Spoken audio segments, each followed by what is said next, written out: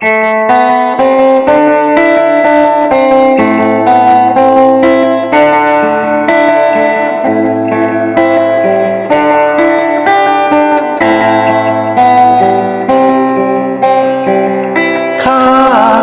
กทุ่งข้านอนมุ้งสีสา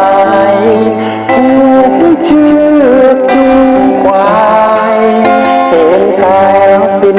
ลำเค็ญไม่ต้องสนใจมาดัดนิสัยข้าหลอกมันเย็นข้ามันลูกทุ่งก็เป็นเด่นข้าเป็นแค่คนชาวนา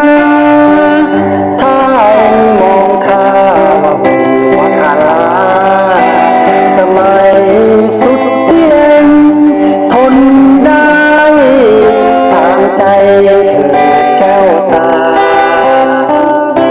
จะเป็นหรือเชยข้าก็ยังเคยมุนแบบของข้าเองอยากจะรักข้าก็ไม่ว่าเองจะเกลียดข้าไม่ว่าสักน้อยให้เห็นบางไหนมันใส่กางเกงหุ่นสวยถ้าเองช้างกางเกงขาดป่วยคนสวยไม่ต้องมาคอยหากเจ้าบานเย็นคิดไปเด่นในกรุงเลิศลอยอยากจะทิ้งข้าให้เศร้าหงอยข้าจะไม่คอยคว้างตาข้ามันอยู่ทุ่งข้านอนมุ้งสีข้าผู้เต็งกูฟังดูก็ตรงนาข้าชอบไทยเดิมข้าส่งข้าเสริมคำพูดบ้านข้า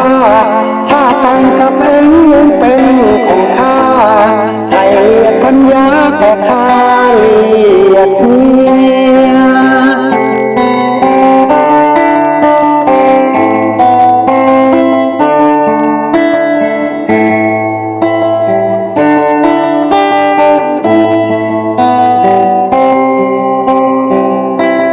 เห็นบางไหน